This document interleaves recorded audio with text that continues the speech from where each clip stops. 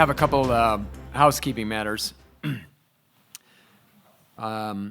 First, this session, just as you're looking at your clock and watches or your phones, will end at 4:45. It says 5 o'clock, but we lost one of our panelists who wasn't able to make it, and we needed to find time for a photo with all the faculty. So we're going to end this at 4:45, and we'll have a faculty photo on the stairs along with a couple of other groups. So that'll happen at 4:45, and then people will be off to their dinner, reservations. Registration, evaluations of an event like this, program like this, very important to us. Really, you're constructively critical or positive feedback really will help us to design further programs like this and provide more programs through the Conservative School of Conservative Studies. So there are evaluation forms. They'll be out on the registration table. If you could just take them as you go, you can fill them out, leave them with Emily Corwin or any of the staff members' teams. That would be really helpful. And finally, the session began without the First Lady of this whole enterprise in the room. But she has arrived, but these lights are really bright, and usually through bright lights I can find Annette Kirk. Oh, there, I see the red, good. I can count her for red.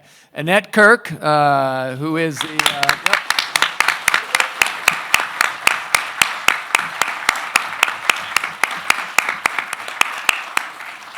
Literally needs no introduction. She is a co-founder, longtime president of the Russell Kirk Center, current president emerita, obviously wife of Russell Kirk, and the grand dame of her own, a large family, which also is along with her today. Along with Annette, we have the members of the Kirk family. Her daughters number 3 and 4, Felicia and Andrea, are here. And a granddaughter, Gemma Flores, is here, and a grandson, Joseph, is here. So it's all in the family, 3 generations. Dr. Kirk would love that, here today. In addition, and of course, you already met daughter number 2, Cecilia Kirk. So, all right. So we'll move to our session 2, Champions of the Permanent Things. Welcome to the session. The phrase, of course, is familiar to us. It comes from Russell Kirk via a T.S. Eliot note, kind of a footnote, I guess, and is enshrined in one of Kirk's magisterial books, Enemies of the Permanent Things. In that book, Kirk cataloged the forces undermining our inherited order and instead promoting what he called abnormity in literature and politics. But he did not merely critique the abnormal. He also offered many examples of artists and thinkers actively championing a return to the permanent things. He pointed his readers to men and women, poets, artists, statesmen, historians, and philosophers who more than defend, they positively and imaginatively champion enduring norms in the face of cultural decadence or disorder. These are not always the most popular or accessible voices in their time, but they are often the most necessary, the ones who remind us of the moral and metaphysical foundations beneath the flux of events, the ones whose voices linger with us over time and set us about the deeper task of conservatism to preserve and renew the sources of order and beauty. In that spirit, our speakers today at this panel examine figures, very different figures in different ways, but who exemplify this calling. Michael Lucchese is founder of Pike Creek Consulting in Washington, D.C., and associate editor of Law and Liberty. He turns our attention to John Adams, not just the second president of the United States, but as Kirk argued, the founding's most deeply conservative thinker. Adams wrestled with the tension between aristocracy and democracy, tradition and liberty, tensions that remain at the heart of our political order today. His thought can help conservatives reconcile in the current divide between populist energy and elite governance and recover the balance necessary for order and freedom to flourish. Christina Lambert, assistant professor of English at Hillsdale College and a rising scholar of T.S. Eliot and Wendell Berry, We'll explore the poetry and vision of T.S. Eliot. Often remembered in the circles of critics for his modernist style, Eliot was nevertheless one of the 20th century's most profound defenders of tradition and the sacred. As Kirk observed, Eliot startled his audience, but always in the service of a deeper order. What does his literary imagination teach us about permanence and form and the place of surprise and cultural renewal? Dr. Lambert will shed light on that question and others. I will follow Dr. Lambert's discussion of cultural renewal with a focus on cultural continuity through the prism of one significant but, alas, less well-known figure than Adams and Eliot, Ross J.S. Hoffman. But one very well-known and close to Russell Kirk, John Lucchese, and many other thinkers in those early post-war years of conservative revival. Together, these talks invite us to reflect on the variety of the ways the permanent things can be championed through statesmanship, historical imagination, art, constitutional design, and poetic form. Please join me in welcoming our speakers, beginning with Michael Lucchese.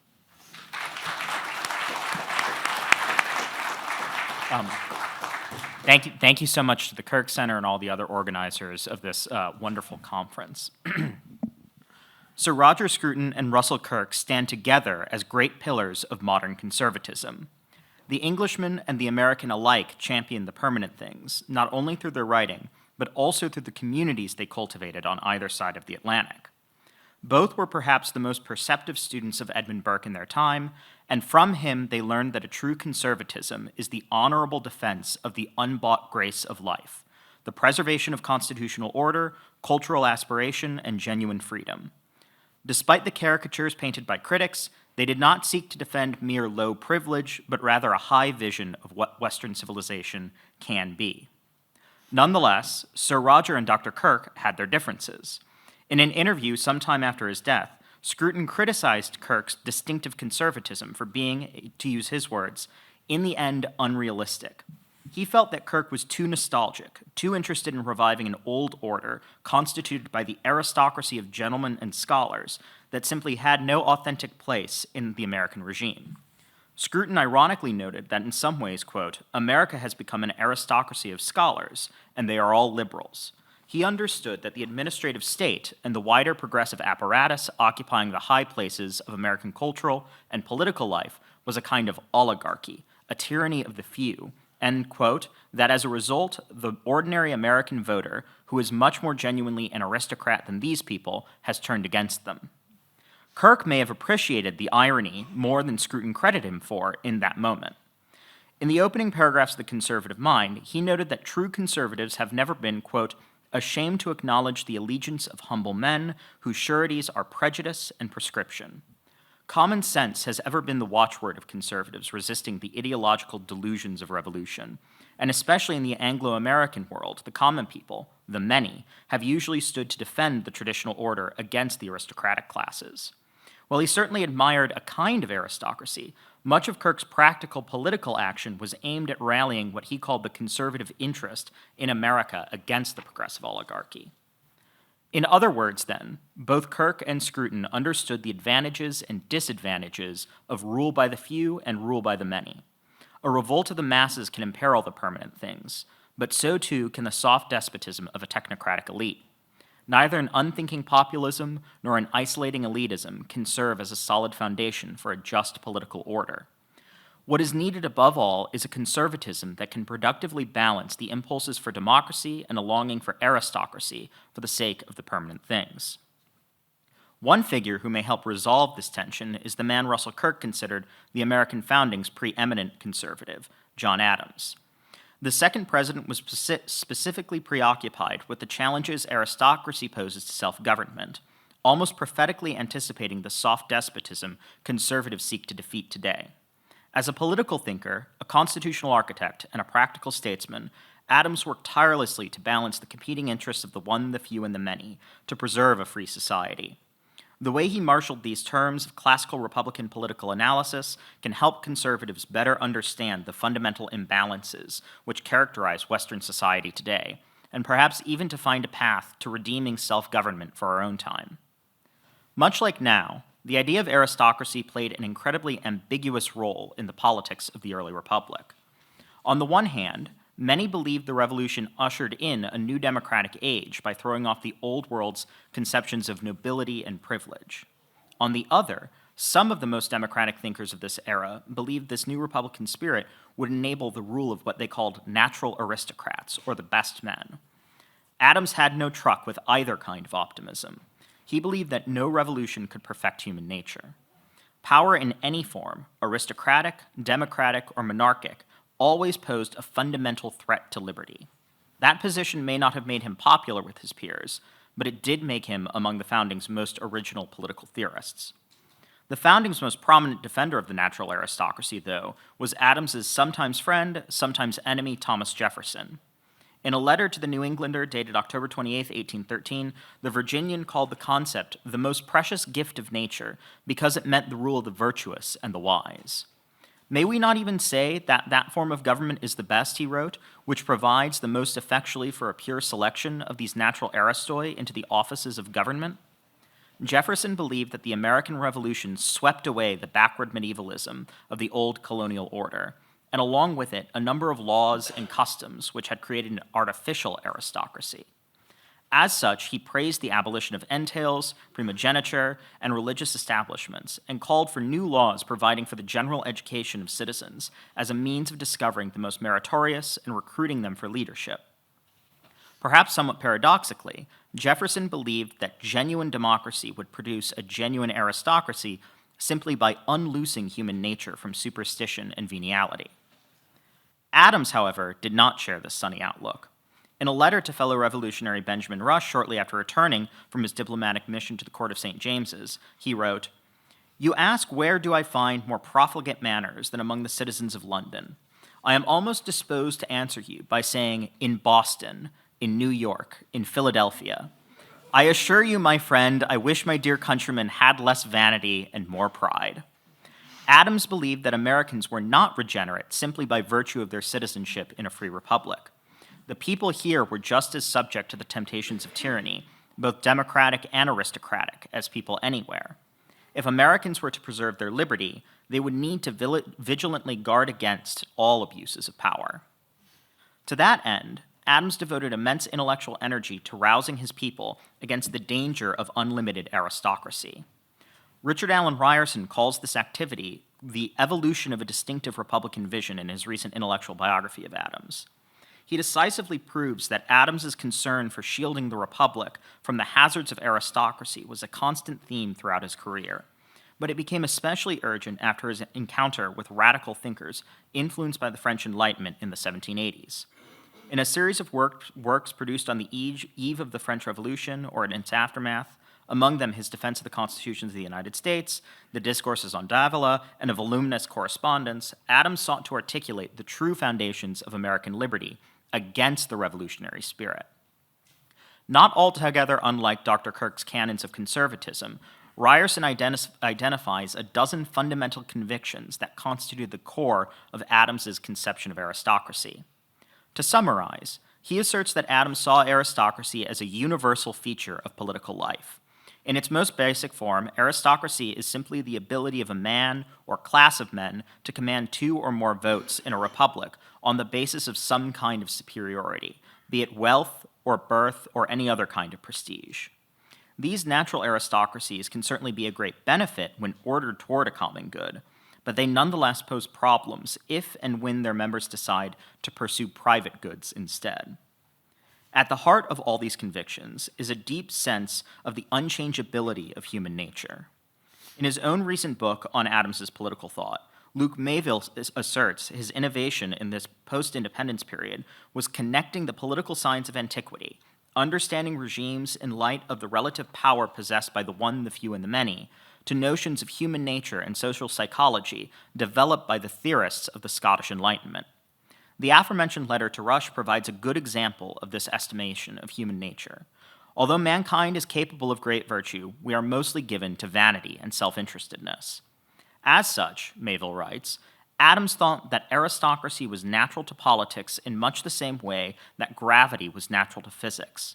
Just as an object could be expected to fall toward the center of the earth, power could be expected to flow with law-like regularity to the rich and well-born. Even when aristocrats strike a revolutionary or a democratic pose, Adams believed, they are simply giving themselves over to the worst inclinations of our nature. In a letter Adams sent to Jefferson on November 15, 1813, he profoundly illustrates this lesson. Criticizing the Virginians' notion of a natural aristocracy as a meritorious alternative to the ancient regime, the New Englander wrote, and bear with me, this is somewhat long, "Your distinction between natural and artificial aristocracy does not appear to me well-founded. Birth and wealth are conferred on some men as imperiously by nature as genius, strength, or beauty. The heir to honors and riches and power has often no more merit in procuring these advantages than he has in obtaining a handsome face or an elegant figure. When aristocracies are established by human laws and honor, wealth, and power are made hereditary by municipal laws and political institutions, then I acknowledge artificial aristocracy to commence. But this never commences till corruption in elections becomes dominant and uncontrollable. But this artificial aristocracy can never last. The everlasting envies, jealousies, rivalries, and quarrels among them, their cruel rapacities upon the poor ignorant people, their followers, compel these to set up Caesar, a demagogue, to be a monarch and master. Here you have the origin of all artificial aristocracy, which is the origin of all monarchy, and both artificial aristocracy and monarchy and civil, military, political, and hierarchical despotism have all grown out of the natural aristocracy of virtues and talents," end quote. This conception of a revolutionary aristocracy is very reminiscent of Edmund Burke's critique of Jacobinism in the Reflections. He maintained that revolutionists were able to seize power because the literary cabal advancing ideology forged an alliance with the moneyed interests constituted by the rising middle class. Adams's pillars of aristocracy were at work even in Paris's salons. And as Scruton may have observed, something similar has happened in contemporary American life. Our leading institutions, both public and private sector, pluck most of their members from the aristocratic seminaries which preach deconstruction and resentment. How would Adams say a free republic could control this dangerous aristocracy? By denying any class the ability to gain absolute power. The fundamental article of my political creed, he wrote in a later letter to Jefferson, is that despotism, or unlimited sovereignty, or absolute power, is the same in a majority of a popular assembly, an aristocratical council, an oligarchical junto, and a single emperor. Equally arbitrary, cruel, bloody, and in every respect diabolical. Government certainly necessitates real power, and Adams was a serious advocate of an energetic state. But he made a firm distinction between good government and absolute power. No one could be trusted with that kind of sovereignty, no matter what. The aim of constitutional design and statesmanship, then, according to Adams, is to provide a balance against this troubling force. By properly separating powers and assigning them to different branches which can check and balance each, a republic might ensure that no constituent element of society, be it the one, the few, or the many, could gain an upper hand. Federalism, too, provided an important set of tools to maintain the separation of powers. Adams was especially eager, though, to restrain and control the influence of the few over the rest of the system. While some of his ideas to achieve this, such as bicameralism, were almost universally accepted during the founding, other ideas, such as his suggestion to give constitutional offices elaborate honorifics, were ignored or mocked. As Mayville puts it, the aim of Adams's Republican titles of office, quote, was to create a plurality of honors such that no single quality, whether it be wealth, strength, intelligence, or any advantage, could monopolize public sympathy and serve as the basis for a new aristocracy. His peers did not understand this, however, which caused his drift into irrelevance and unpopularity. One of Adams's peers who profoundly misunderstood his critique of aristocracy was John Taylor of Caroline, a Virginia planter, sometimes senator, and dedicated Republican. Although the text has somehow sunk into a greater obscurity than even Adams's defense, Taylor published a lengthy critique of that most important work in the 1810s. He accused Adams of seeking to impose an English constitution on the American Republic, snuffing out what he called the moral liberty achieved by the Revolution by introducing the antique political arithmetic of the one, the few, and the many. Quote, Mr. Adams's system promises nothing, Taylor argued. It tells us that human nature is always the same, that the art of government can never change, that it is contracted into three simple principles, and that mankind must either suffer the evils of one of these simple principles. In other words, Taylor held that Adams had too little respect for Republican progress.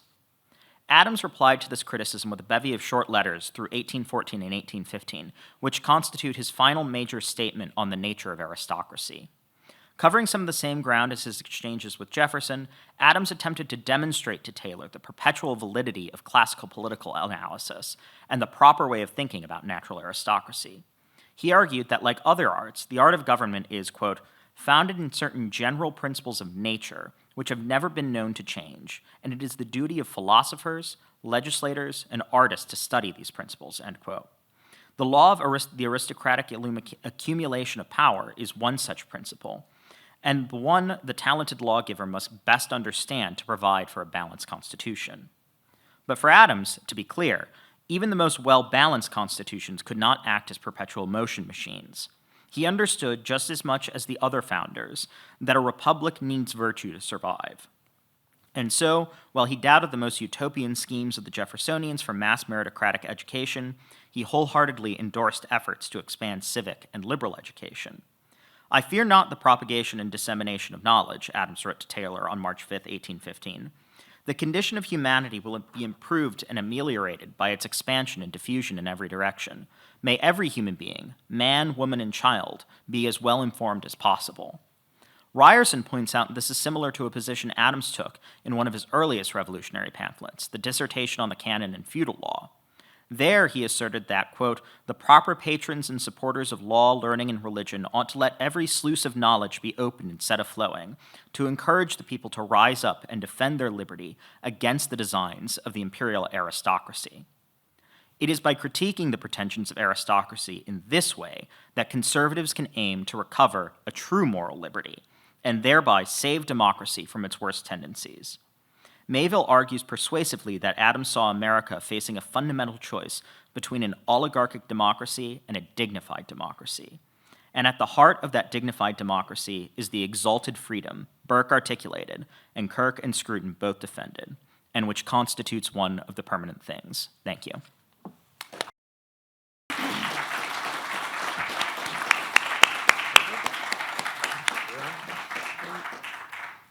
Thanks for having me here this afternoon. This paper is going to think about the role of surprise or irregularity in how T.S. Eliot is defending and thinking about the permanent things in his poetry.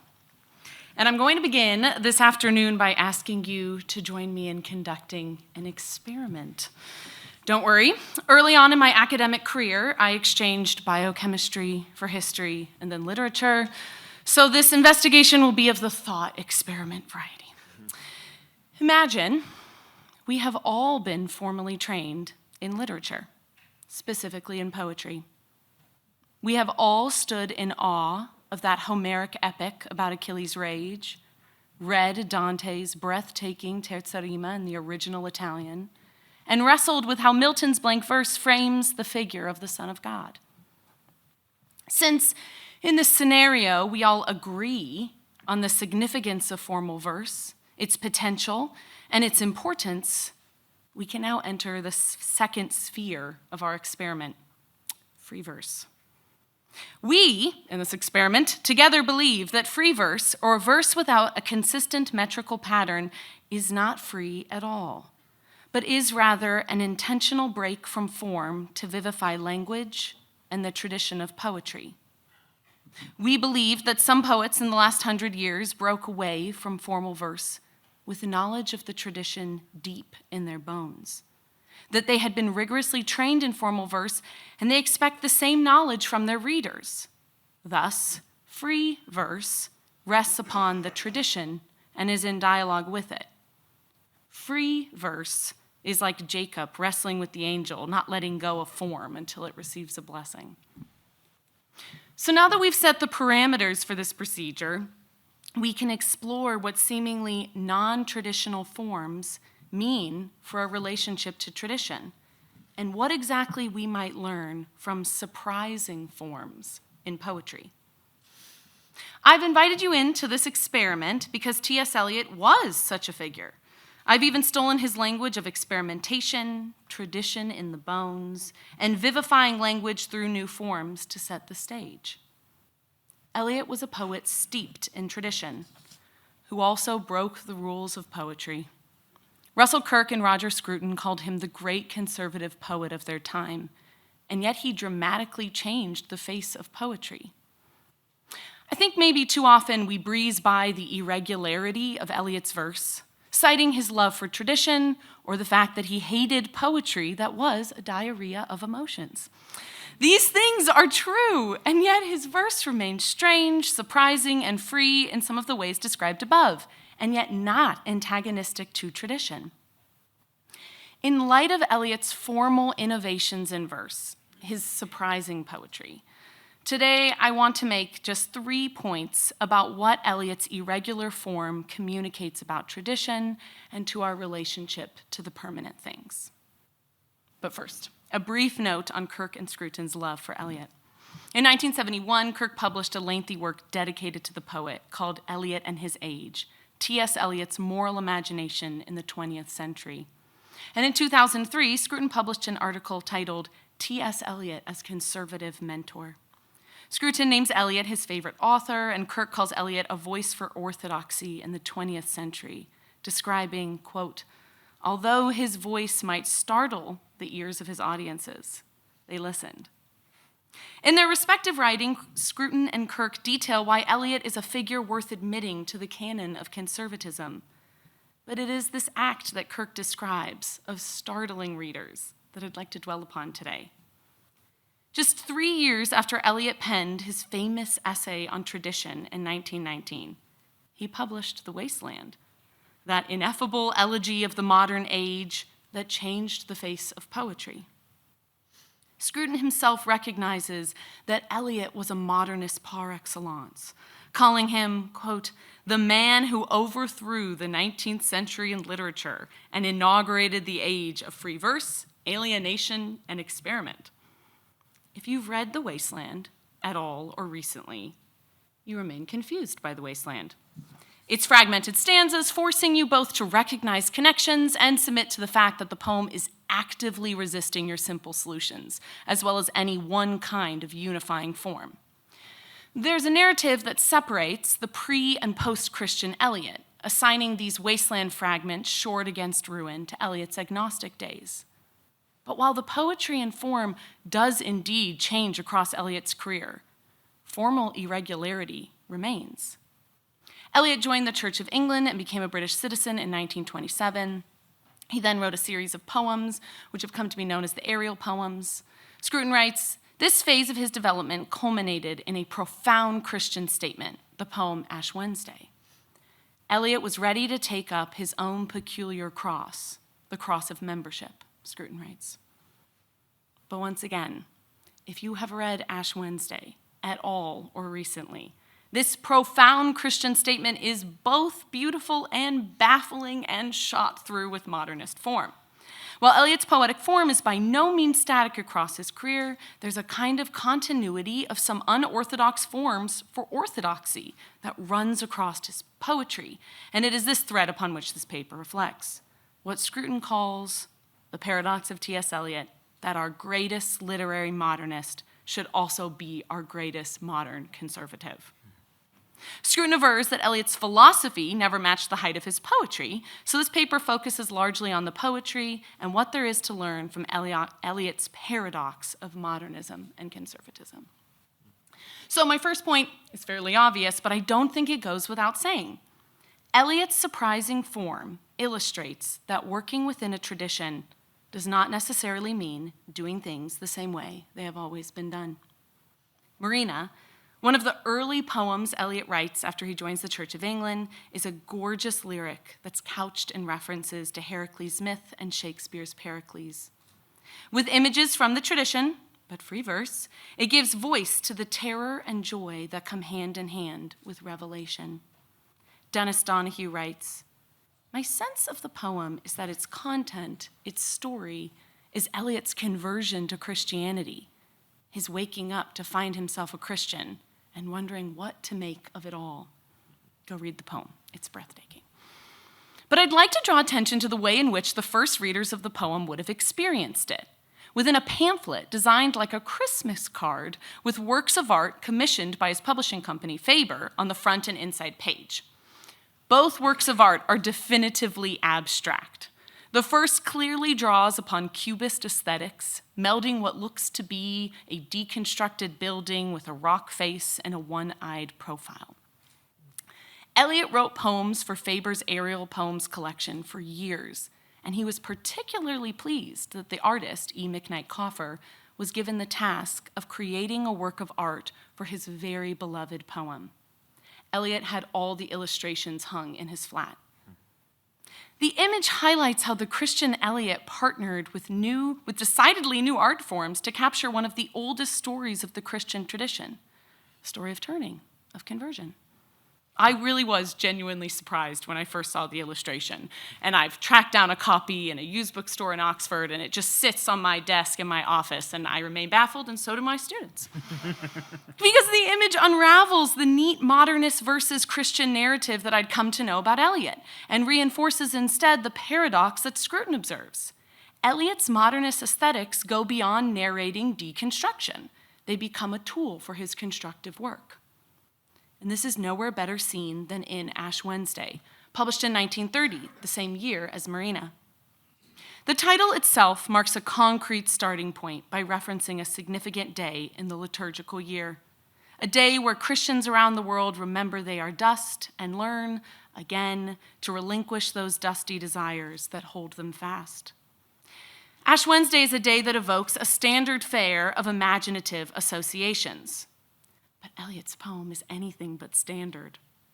I really will never forget my students' surprise as they encountered Eliot's Christian verse, as the poetry washed over them with the same kind of awe and dizzying confusion as a wade into a waterless wasteland. But this time, with some familiar footholds for those who worship in liturgical traditions. The first section of Ash Wednesday is a cascading series of enjambed lines, making readers long for a comma, as they advance through disorienting sentences that run into each other and disassemble language itself. Eliot does not engage with traditional form to take on this traditional liturgical day. To embody emptying, he takes up something like the fragments of the wasteland or the disjunction of Coffer's artwork, and these particular fragments tend toward hope, that the speaker is relinquishing his own pride in language to give over his voice to the words Christians have been praying for centuries. Pray for us now and at the hour of our death. Eliot uses his modernist tools to model what it might mean to join this membership, as Scruton describes, and in Ash Wednesday, he does it to stunning effect. I am reminded of Eliot's words in Tradition and the Individual Talent. Yet, if the only form of tradition, of handing down, consisted in following the ways of the immediate generation before us in a blind or timid adherence to is success, tradition should be positively discouraged. This brings me to my second point. Eliot's surprising form communicates that the permanent things are neither finite nor controllable. James Loggenbach narrates the phase of scholarship that gave the wasteland a scaffold, so to speak, by interpreting the whole poem through the lens of the Grail myth. And yes, this Arthurian fragment, shored against ruin, is significant for the poem. But myths, for Eliot's verse, are ordering structures, not answers. Loggenbach writes, "The proposed presence of a key turned the whole poem into a lock." I'm arrested by this image from Loggenbach because it communicates how Eliot's form resists ownership by interpreters, as do the permanent things. But the poem's resistance, its difficulty, as Michael Hurley writes, does not necessarily mean it denies interpretation. Rather, it signals that to interpret the poem rightly, we must submit to the fact that it will endlessly exceed us. This is true of the wasteland, and it is true of the quartets. In fact, the quartets, formally and topically, habituate readers to the kind of humility reading Eliot's poetry demands. East Coker warns, "The only wisdom we can hope to acquire is the wisdom of humility. Humility is endless." You don't have to break form to write irreducible poetry, but Eliot does. Eliot simply models what poetry at its best accomplishes. It acts as an approach to mystery, crushing our delusions about fully understanding those things that by their nature refuse to be locks to our human-made keys. The life of keys and locks leads to the kind of technological disasters we find ourselves in. Benjamin Parvis recently diagnosed the dark world of medically assisted suicide as a failure to embrace the mystery of death and dying. He writes that we turn mysteries into problems, and we imagine we have solutions to circumstances that cannot, by human effort, be solved, such as the difficulty of dying well or of being with a loved one in their death. We have reduced mystery to a murderous degree. Eliot's poetry not only reminds us to stop reducing, but formally disallows us from reducing. It acts as a formidable reminder of the depths of enduring truths that we will lose by solving, inviting us to endlessly explore them instead. Again, Michael Hurley writes, as a reader of Eliot, a refusal to risk failing is nothing less than a refusal to read him. Eliot's form is a school in humility and failure, not failure of permanent truths, but of us, who can only preserve these things if we recognize their otherness from us. My third and final point, Eliot's surprising form illustrates why we need art in our lives, to pull us outside of ourselves and toward these permanent things. Etymologically, the earliest use of surprise is of attacking without warning. And later, the word assumes the more recognizable valences of surprise parties. It's a word defined by movement, to overtake, seize, invade, or to grasp or seize.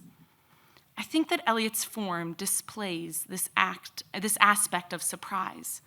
His poetry breaks in with a kind of force that acts upon the reader before they can get their bearings, let alone analyze.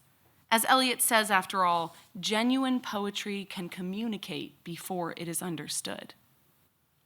What else captures the experience of letting the language of the four quartets wash over you, loving it deeply, but not having any words to explain why, just lines you love in your bewilderment?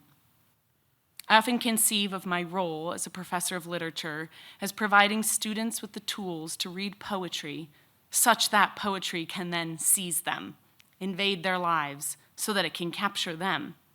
It's a frightening prospect, but one that might allow students to behold and learn to love mysteries inaccessible to the person defined by locks and keys.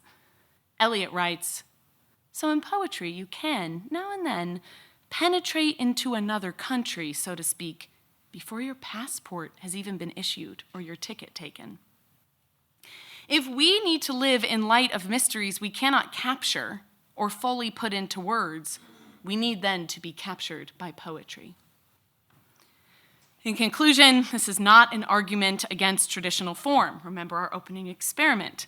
Rather, it is an argument founded upon the premise of traditional form. It is not an argument for endless novelty, but perhaps it is a kind of defense of free verse.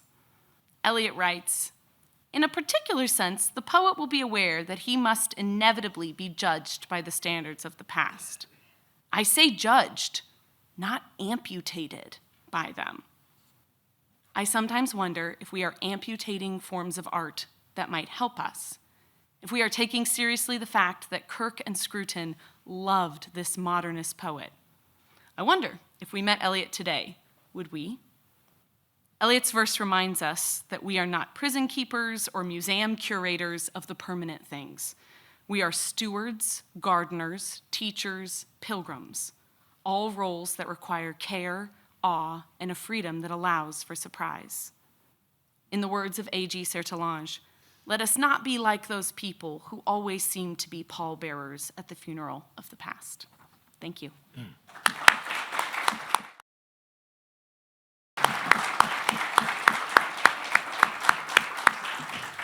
All right, we're down the home stretch. Here we go.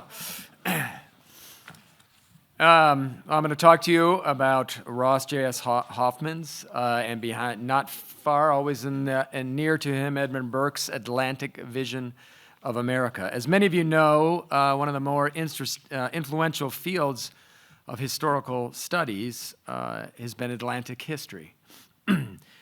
And the dean of Atlantic history is a Harvard historian by the name of Bernard Bailyn. He's considered the father of Atlantic history. And Bailyn argued that by the mid-18th century, Britain's reach across the Atlantic was so extensive that its study required probing the foundations of a shared inter-hemispheric civilization. Notably, this era coincides with the life and career of Edmund Burke, and John Adams too, I suppose. Though rarely emphasized, Atlantic historians have drawn more deeply on Burke than they may recognize. In tracing their intellectual lineage, and this is a big part of this paper, tracing intellectual lineages, figures like Bernard Bailyn and David Armitage, major figures in the field of Atlantic history, have identified pre-Cold War Catholic thinkers concerned with preserving the remnants of Latin Christendom against secular and nationalist threats as early proponents of the Atlantic idea. Chief among them was Fordham University historian Ross J.S. Hoffman, who lived from 1902 to 1975. Hoffman was a conservative Catholic and a very influential Burke revivalist whose protégés included Russell Kirk, Peter Stanlis, John Lucas, among many others. Bailyn highlighted Hoffman's 1945 essay entitled Europe and the Atlantic Community as the first professional historical call for an idea of Atlantic history. There, Hoffman warned against thinking in outdated binaries, or old grooves, as he called them. As he observed, quote, "We go on thinking in isolationist concepts of Europe and America, of Eastern and Western hemispheres, of Old World and New World, or we bridge these conceptual divides, alternatively, in a universalism that takes little or no account of the realities which, after all, these concepts do designate in a rough and vague way." Instead, he urged recognition of the Atlantic community as a geographic and civilizational reality. For Hoffman, the states comprising the North and South American continents emerged from and were an extension of Western European Christendom, Burke's Commonwealth of Christian Europe. Burke's Commonwealth of Christian Europe was the specific historical and political reality Hoffman had in mind. Earlier than other Atlanticists, Hoffman, in an important 1942 book, characterized the Atlantic community as the inner sea of Christendom. The inner sea of Christendom. Throughout Hoffman's writings, the Americas are very much part of a geographic conception that Voltaire characterized in the 18th century as the Grand Republic of Europe, and Hoffman recharacterized in the 20th century as the Great Republic. That was the name of his book, The Great Republic. In this view, quote, Englishmen, Frenchmen, Spaniards, Portuguese, Dutchmen, and Danes in the early modern centuries made the Atlantic Ocean the inland sea of Western civilization. They made it an historical and geographic extension of the Mediterranean, round the shores of which our civilization began. Post-war strategy, Hoffman argued, should aim to fortify the Atlantic citadel. Quote, "Our historical roots, our natural allies, our political civilization, and our material fortunes are staked immovably in this citadel." The Atlantic Charter, he believed, revealed the community's true nature. To Hoffman, the power of Atlantic history lay in recognizing that its nations were the progeny of Western Christendom. With the old world in crisis, the new was called to tend to its inheritance. He believed it was the destiny of the North Atlantic Triangle to reinvigorate Christendom in the 20th century, thereby securing the West's future. In a memoir of his academic career at Fordham, Hoffman alluded to this point, describing his own project in the 30s and 40s as, quote, a protracted effort to use historical knowledge to advance right principles of politics, not Catholic principles, for there are no Catholic political principles, but principles consistent with the preservation and prospering of Christian values and ultimate ends. They had been well set forth by Leo XIII in his encyclical on Christian democracy. They were essentially Burke's principles of politics.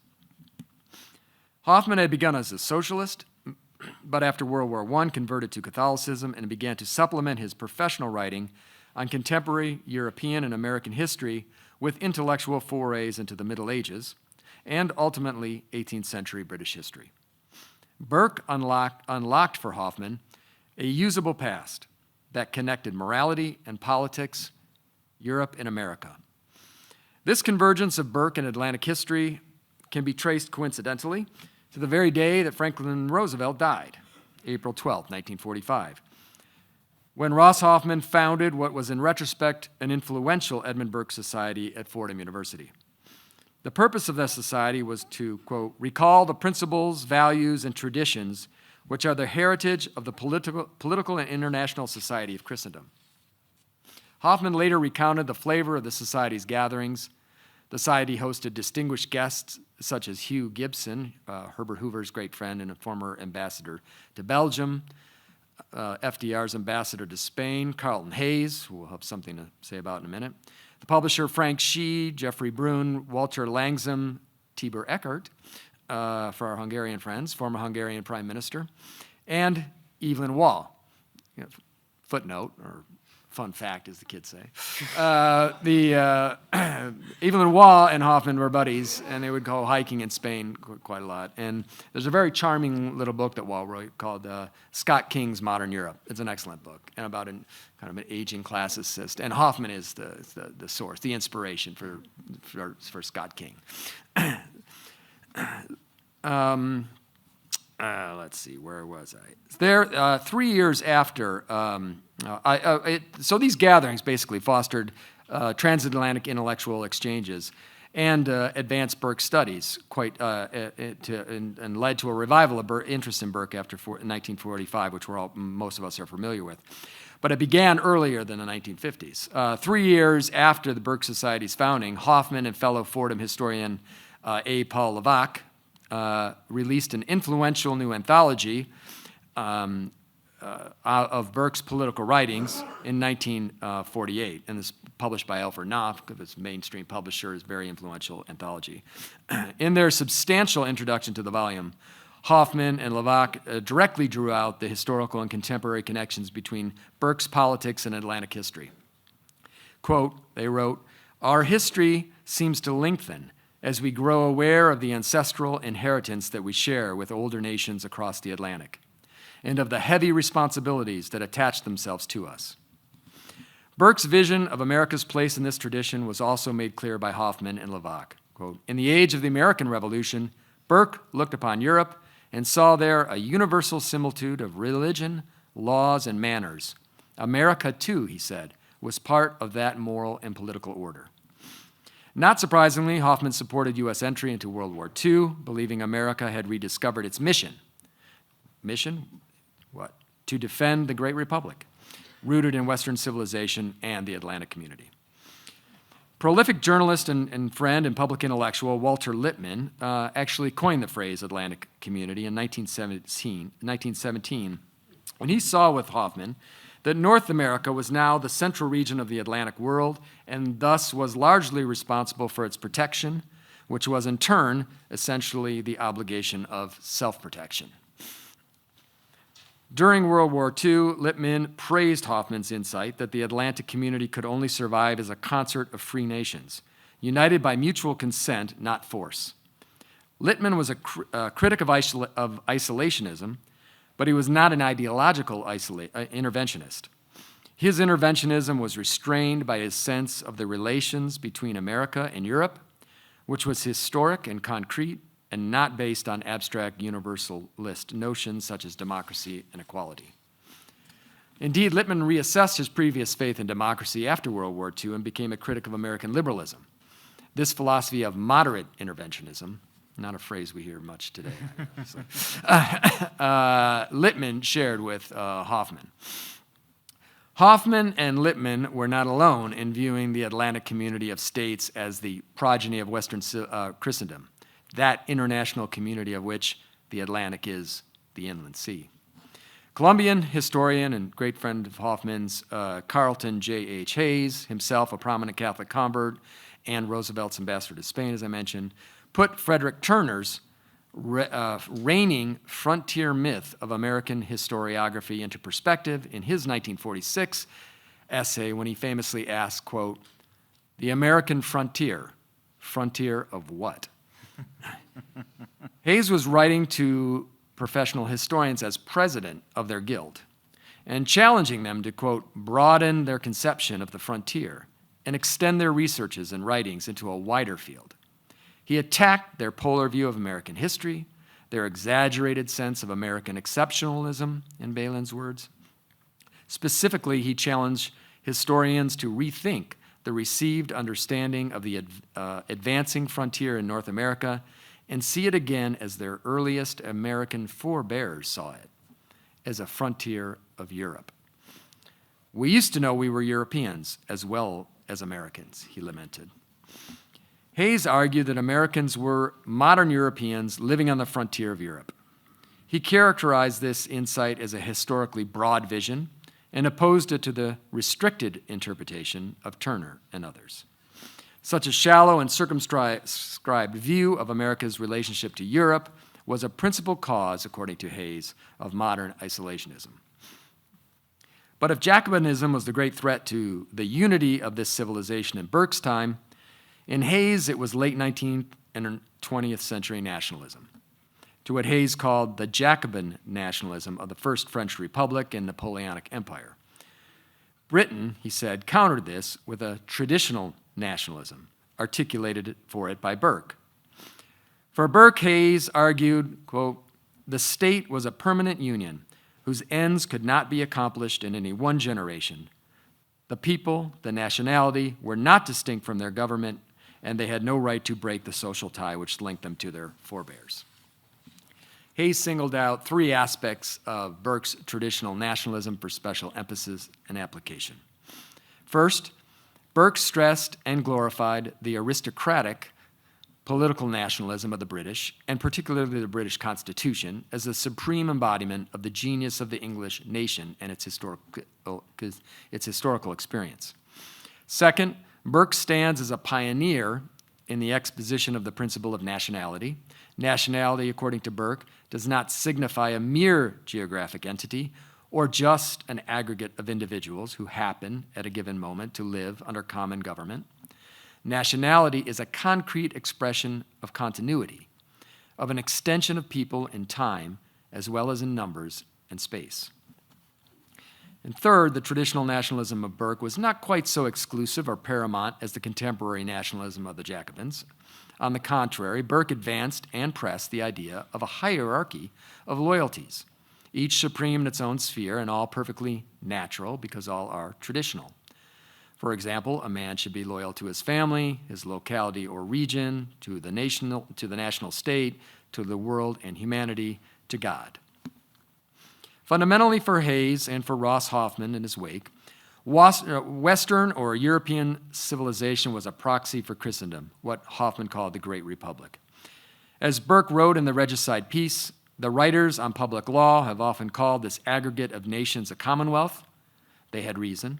It is virtually one great state, having the same basis of general law, with some diversity of provincial customs and local establishments. Though Burke died believing this European commonwealth had been shattered, Hoffman argued that it was partially recovered in the 19th century, and that Burke's vision was instrumental in its renewal.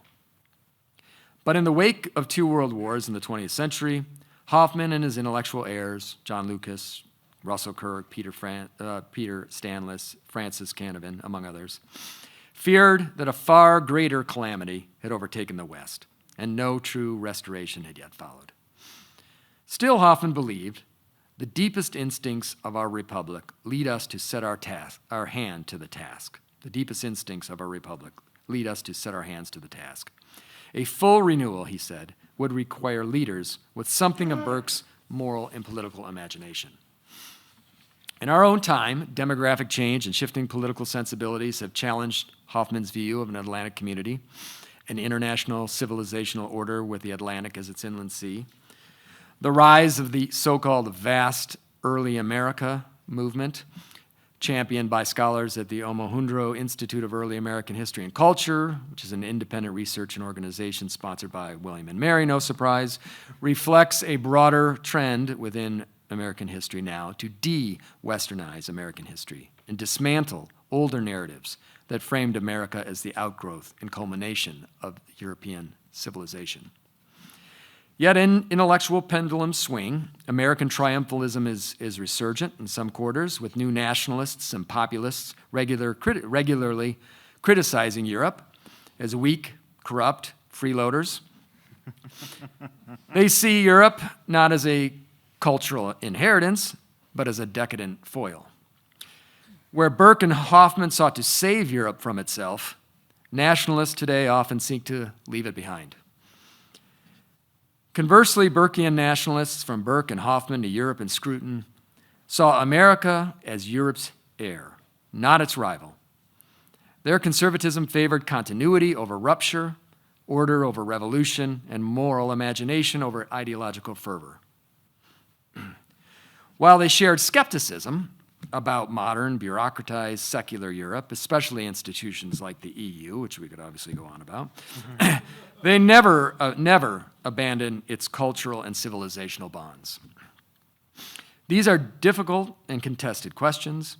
A more grounded conservatism would resist both universalist abstraction and narrow isolationism. As Burke insisted, preservation and reform must go hand in hand. Hoffman's work reminds us that transatlantic ties are not merely strategic, but civilizational. The task remains. Can a Burkean nationalism, historically grounded, morally serious, culturally rooted, be revived? Can scholars rediscover the civilizational vision that inspired Hoffman and his peers? Can they resist ideological hostility and instead imaginatively reforge the comparative, transnational connections that sustain civilization? If so, it will depend on a renewed commitment to a traditionally conservative scholarship and forging public policy that considers our Republican political society and the wider Western Christendom with the same seriousness, the same love of reality, and the same practical moral imagination that animated Burke's lifelong effort to understand and renew the world he inherited. Thank you.